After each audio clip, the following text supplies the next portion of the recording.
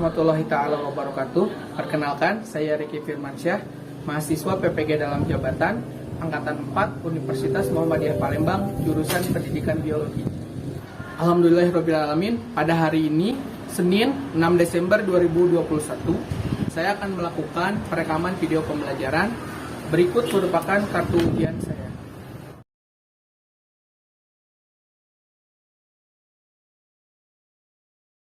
Assalamualaikum warahmatullahi taala wabarakatuh. Waalaikumsalam warahmatullahi wabarakatuh. Bagaimana anak-anak kabarnya hari ini? Alhamdulillah. Oke. Pada semangat ya? Ini tolong coba diluruskan dulu. Ada yang tidak masuk?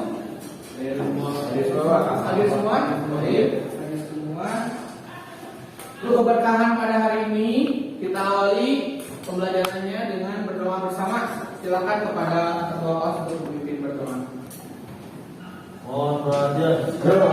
Mohon perhatian.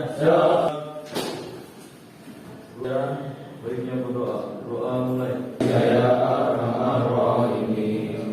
Doa selesai. Alhamdulillah.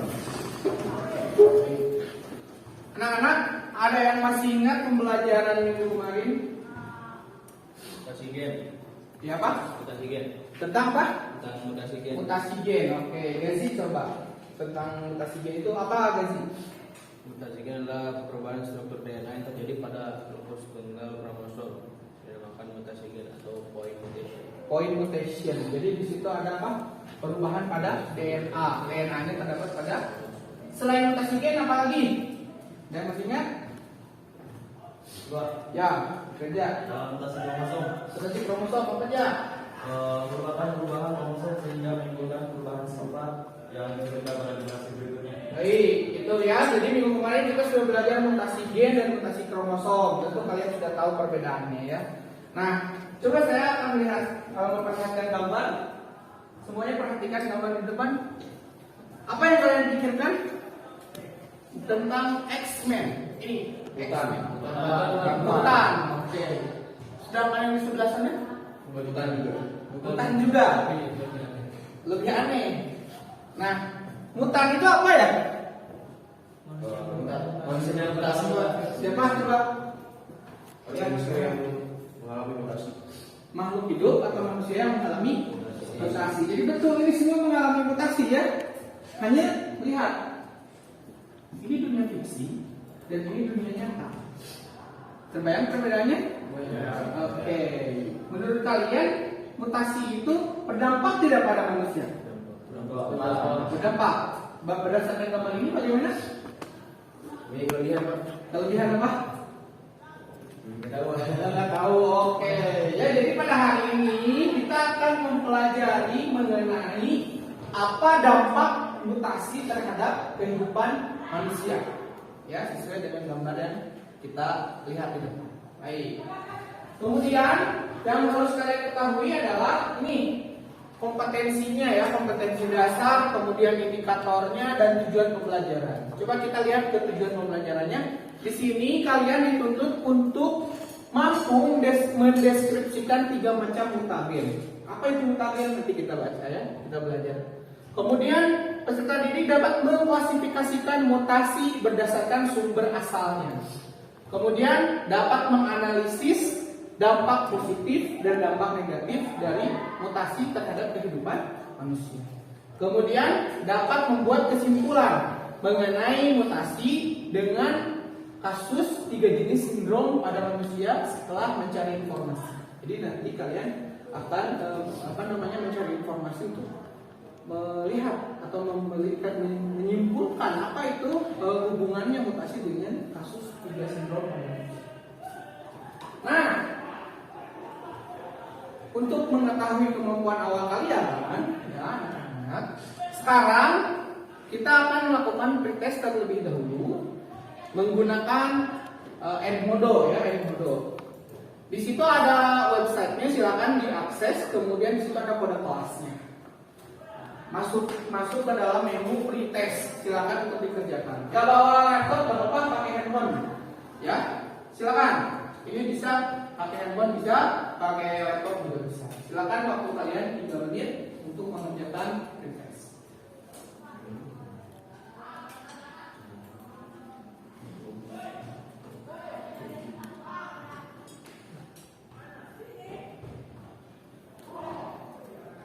Gambaran umumnya atau garis besarnya hari ini kita akan mempelajari mengenai dampak mutasi terhadap kehidupan manusia.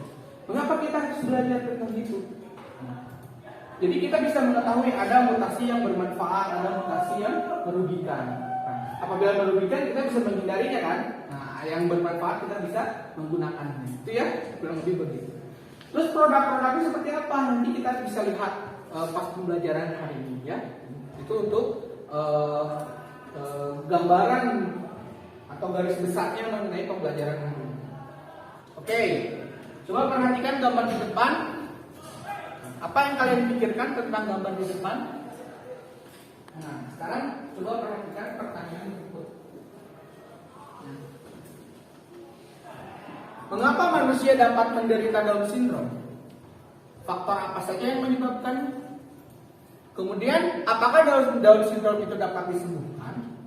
Nah, mungkinkah penderita Down syndrome itu bisa memiliki keturunan? Ya, oke. Pertanyaan-pertanyaan ini akan kalian pecahkan dalam diskusi kelompok kalian. Oke, sekarang kalian silakan membentuk 3 kelompok, masing-masing 4 orang. Satu kelompoknya nanti akan mendapatkan masing-masing dapat LKPD. Nah, nanti kalian berdiskusi dalam kelompok, ya, saling bekerja sama, berkolaborasi. Silakan pecahkan setiap permasalahan yang ada di dalam LKPD ini. Baik, siap semuanya? Sudah dibentuk kelompoknya ya? Silakan berkumpul dengan kelompok masing-masing. Nanti posisikan di sini kelompok 1, di sini kelompok 2, di sini kelompok 3. Setelah kalian selesai diskusi, nanti dipresentasikan hasil diskusi. Baik, silakan untuk berkumpul dengan kelompok. Yang pasti dulu deh.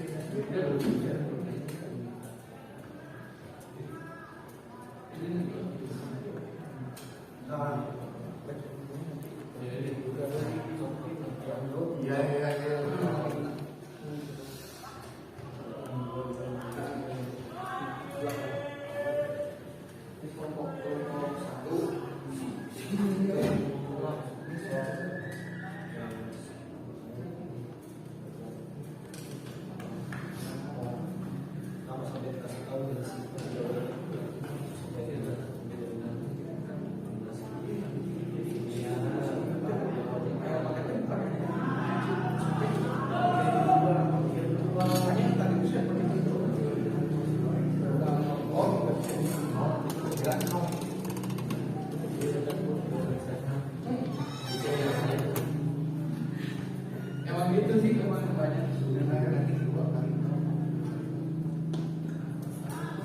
Yang jadinya apa? Yang sebelumnya bisa dari kenapa kan bisa ketemu? Ayam lapor yang kemarin masih apa sih?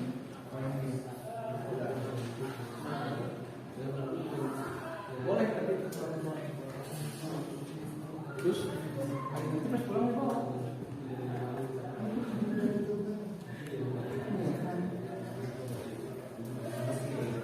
Nanti dia ingetin ya.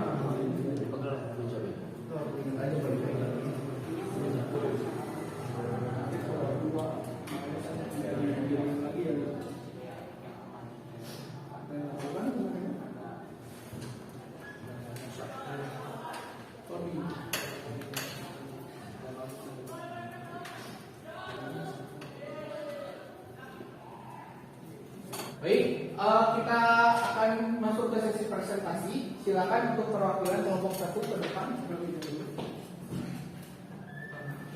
Yuk, kelompok 1.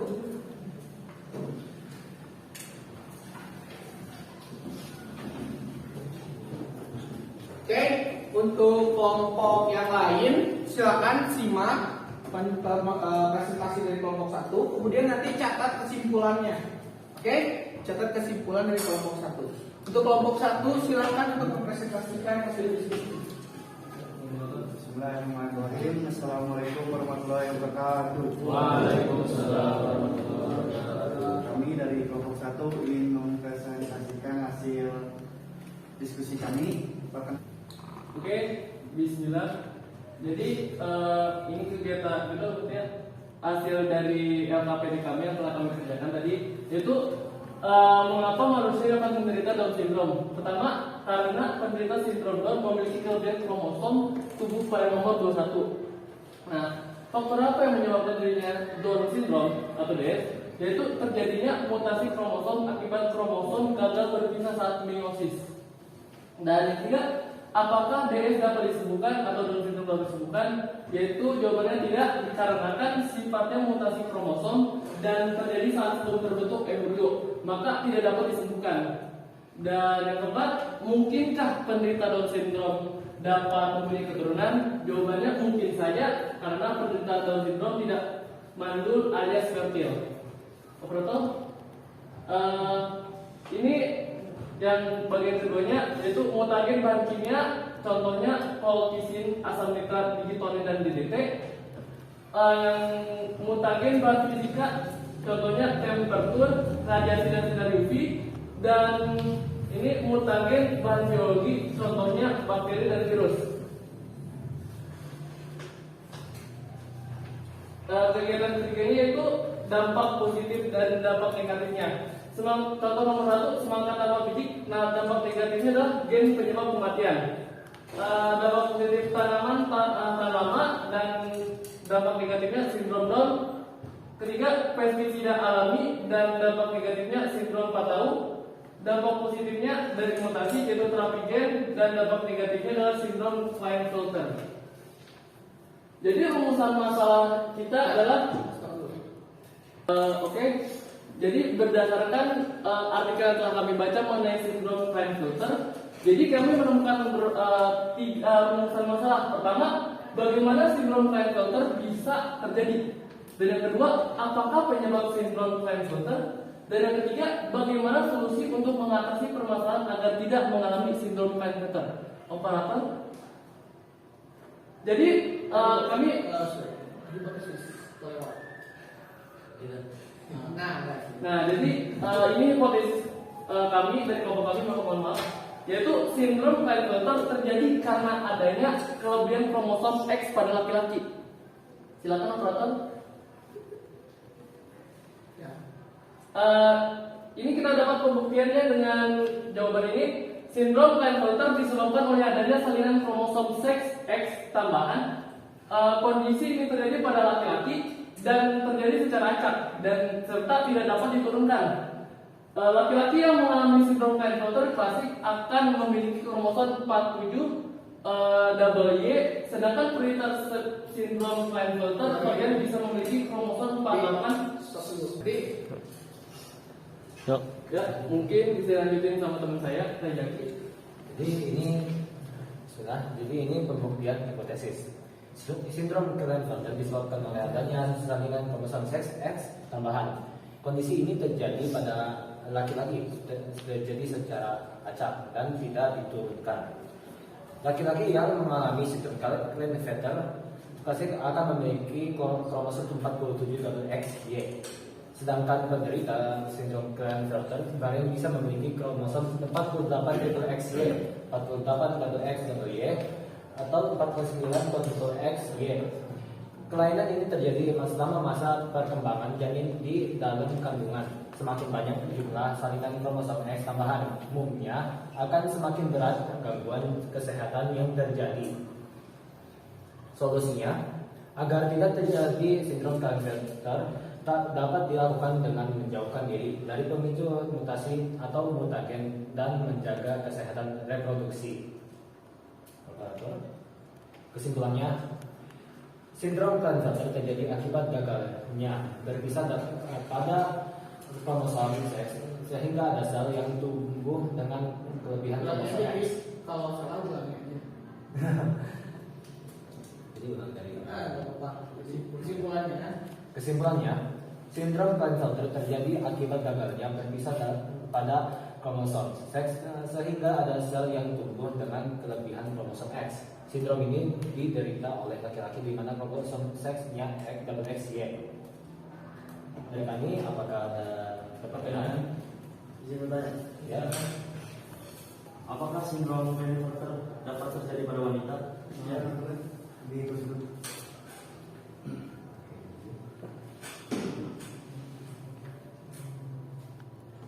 Sementara kita memberikan dokter lebih dahulu.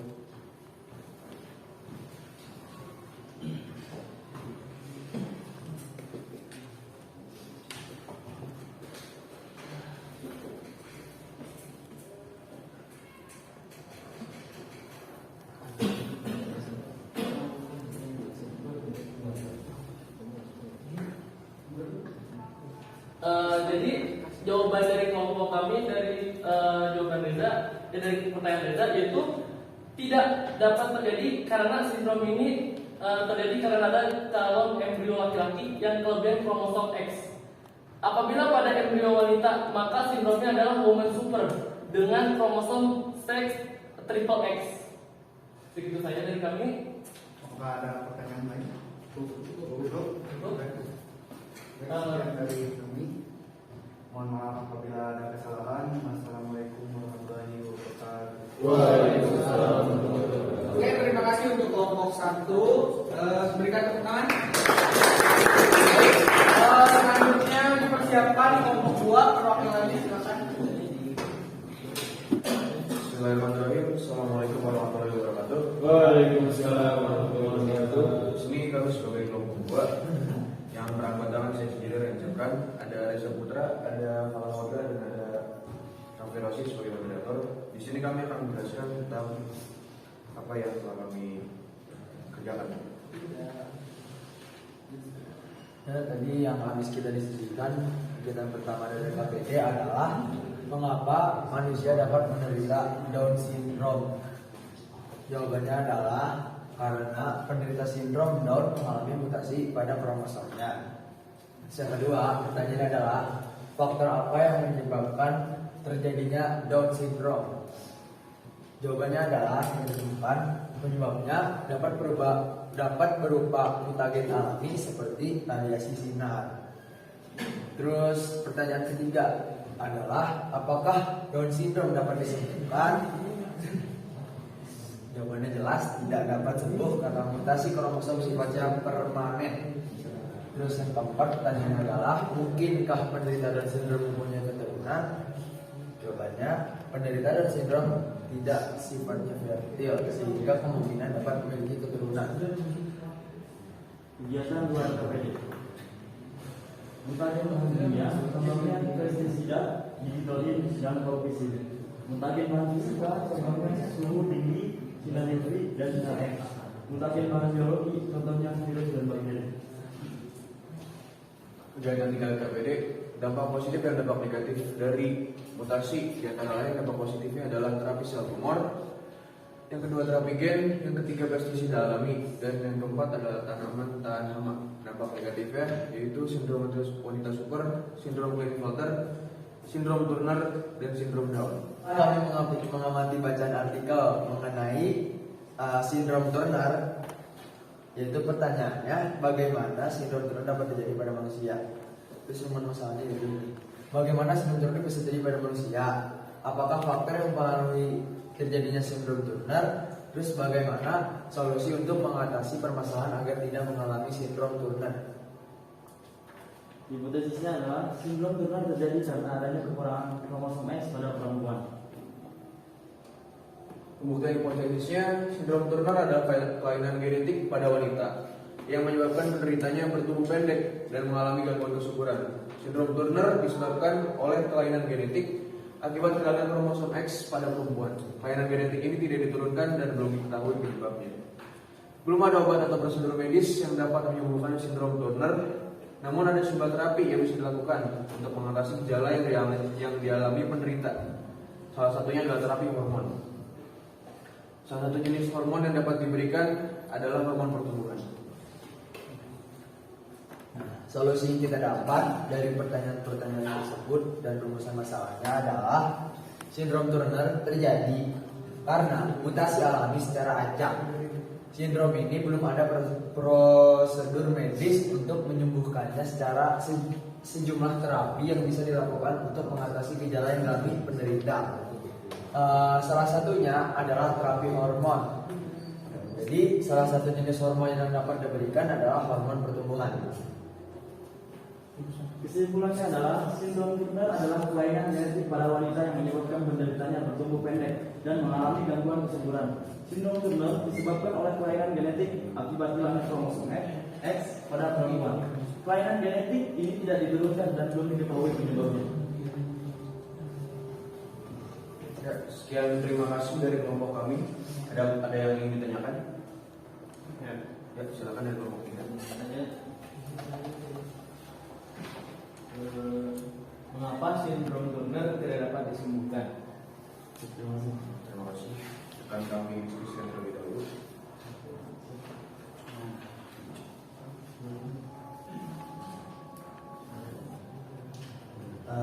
Izin menjawab dari pertanyaan kelompok 3. Itu pertanyaannya, mengapa sindrom Turner tidak bisa disembuhkan?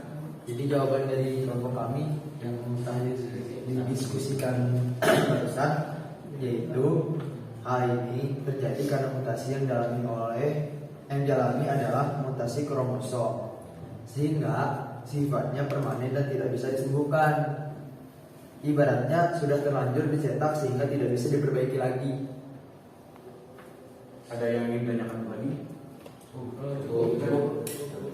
Baiklah, sekian dari kelompok kami. Kelompok kedua, Assalamualaikum warahmatullahi wabarakatuh. Baik, tepuk tangan untuk kelompok dua ya. Kelompok dua silakan kembali ke tempat. Persiapan kelompok selanjutnya kelompok tiga.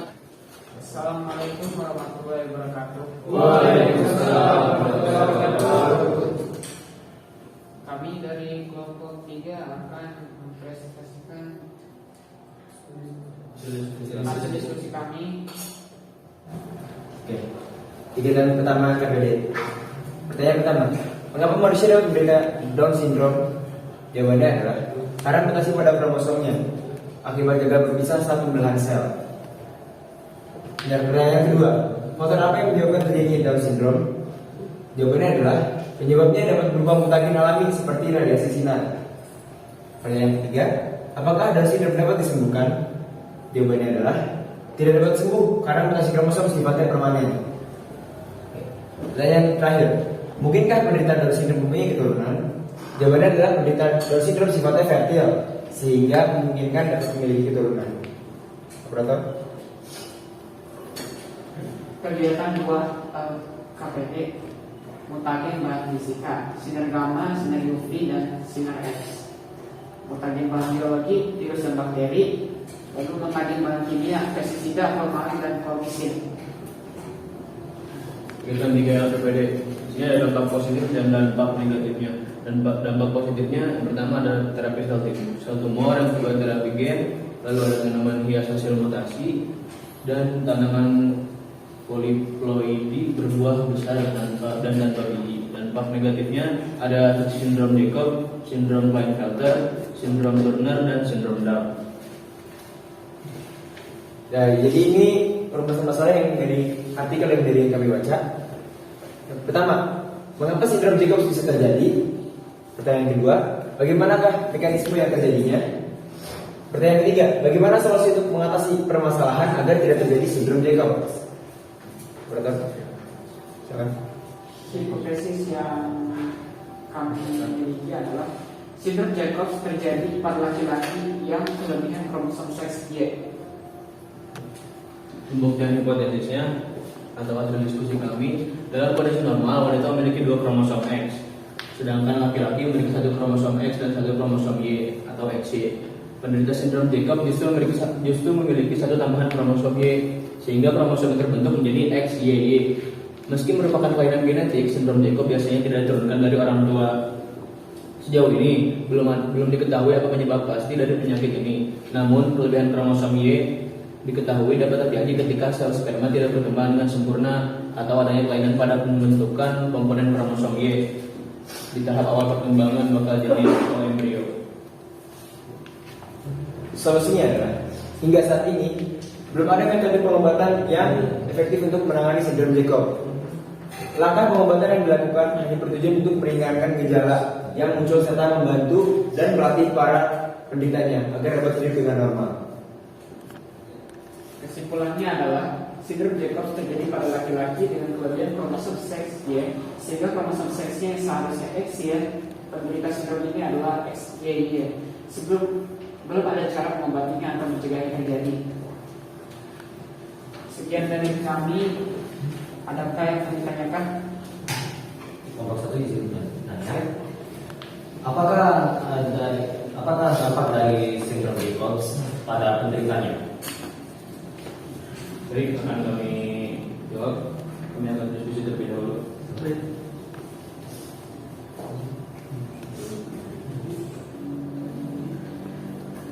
Oke, kami akan jawab pertanyaan kelompok 1. Apakah dampak dari sindrom Jacob pada penderita yang benar? Jawabannya adalah sindrom ini menyebabkan penderita yang dapat dicirikan dengan sadis, gangguan perilaku dan emosi tidak stabil. Yang kedua, itu keterlambatan berbicara. Yang ketiga, hambatan tumbuh berkembang dan kesulitan belajar. Apakah cukup puas dengan jawabannya? Ada lagi yang ingin bertanya? Oke, dari bertanya lagi. Kira-kira itu saja dari kami. Sekian dan terima kasih. Assalamualaikum warahmatullahi wabarakatuh. Oke, bisa memposisikan kembali ke posisi semula. Baik, saya akan memaparkan mengenai dampak dari mutasi tadi berupa penguatannya. Di sini kita sudah belajar kemarin tentang pengertian mutasi ya. Jadi mutasi itu artinya perubahan pada posisi materi genetik sel. Di sini perubahannya bisa perubahan struktur, perubahan jenis, kemudian bisa juga perubahan jumlah komponen penyusun.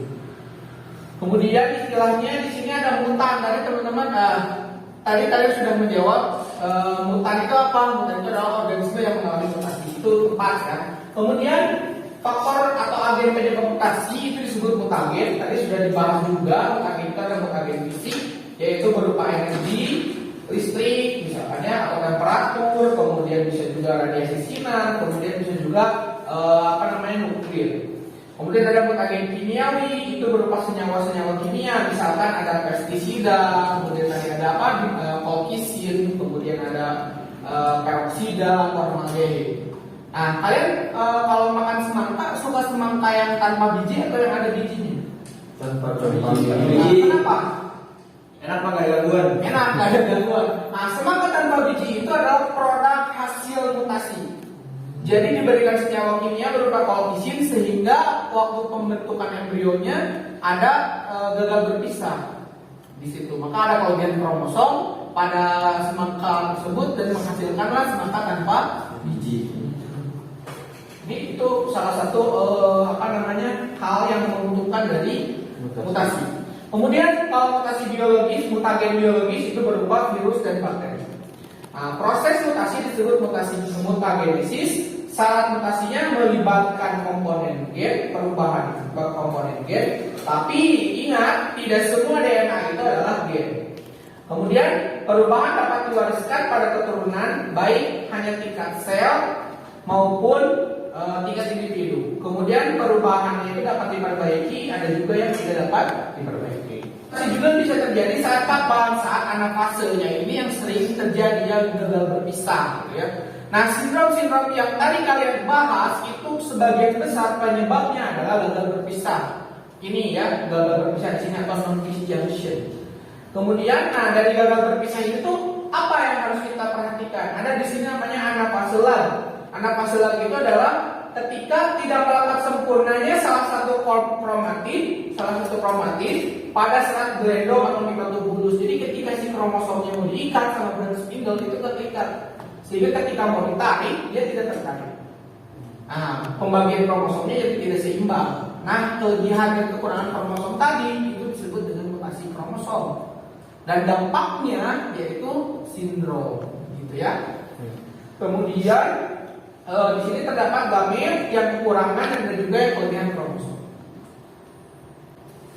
Oke, kita lanjutkan. Nah, ini mutasi berdasarkan asalnya ada mutasi alami. Jadi ini sifatnya itu random, mutasi alami itu ya. Nah, mutagennya juga mutagen alami berupa sinar kosmis, sinar UV.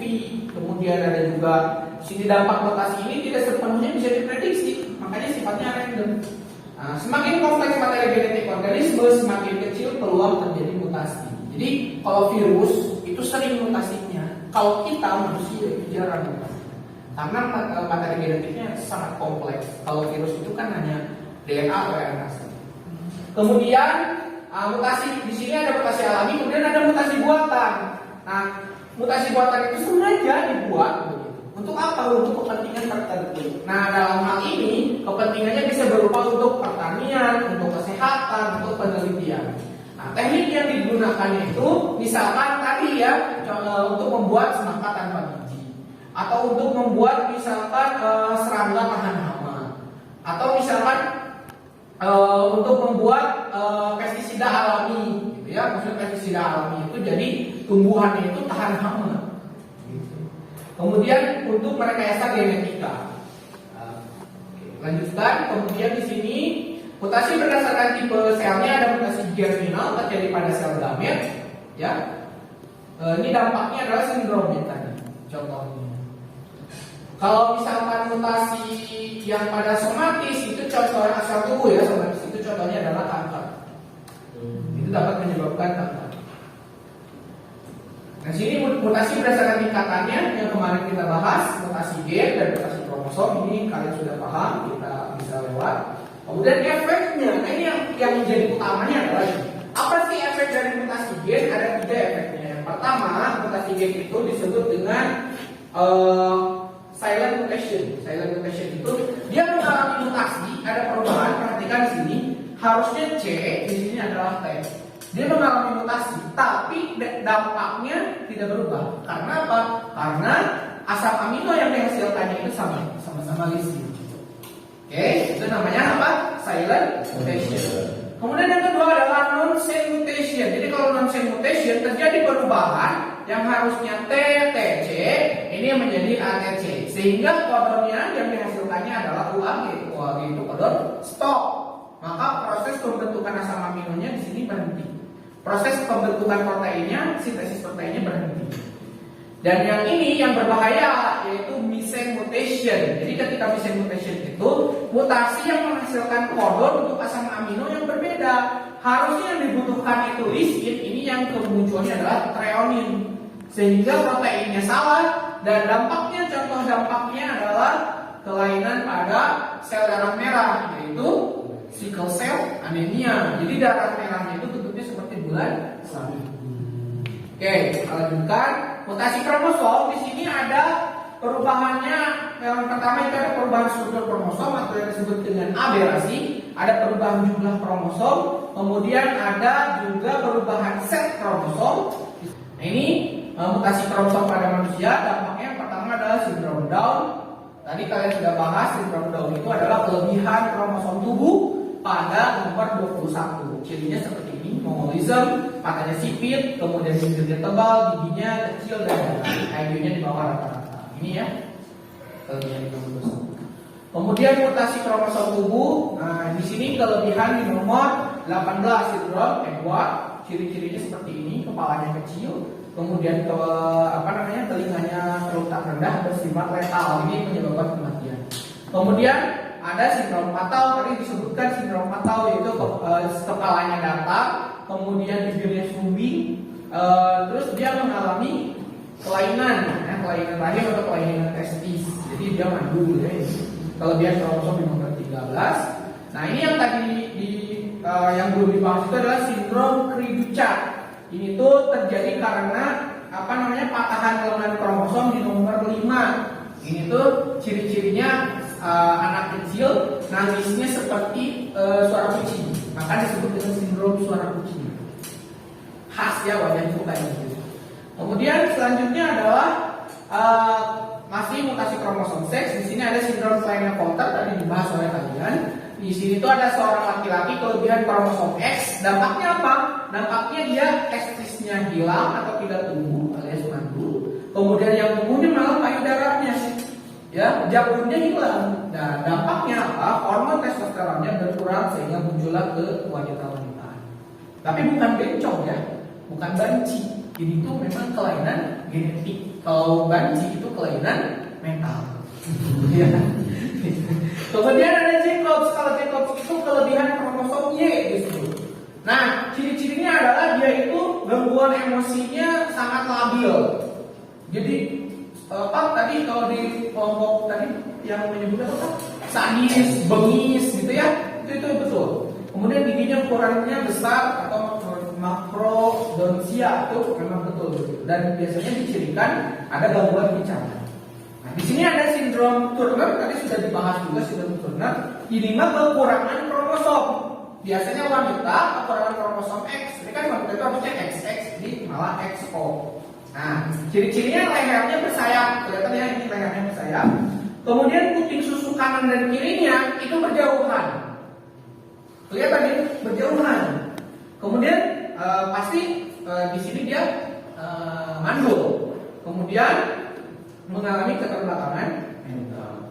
Oke, baik. Itu apa namanya penguatannya ya. Sekarang mengenai dampak mutasi terhadap kehidupan manusia. Ada yang menguntungkan, ada yang merugikan. Yang menguntungkan diantaranya adalah produk-produk pertanian seperti tadi semangka tanpa biji, kemudian ada buah-buahan, ada serangga yang mandul ya atau pestisida alami begitu ya. Kemudian tadi ada pestisida alami ya. Dan yang merugikannya bisa berupa sindrom. Dan setelah kita mengetahui mutasi itu disebabkan oleh mutagen, maka kita bisa menghindari mutagen tersebut. Atau bisa kita manfaatkan mutagen tersebut untuk menghasilkan produk-produk yang lebih unggulan. Itu kesimpulan untuk pembelajaran kita hari ini. Baik. Kemudian tadi tepuk tangan untuk kelompok yang tampil, tepuk tangan dulu.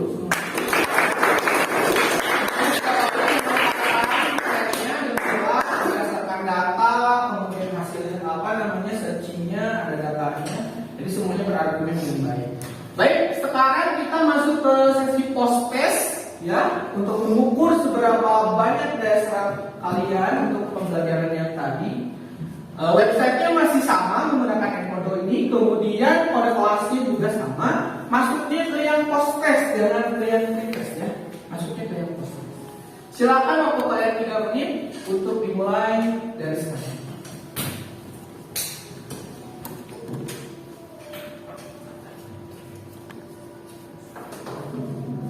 Baik, waktunya sudah cukup ya, sudah selesai.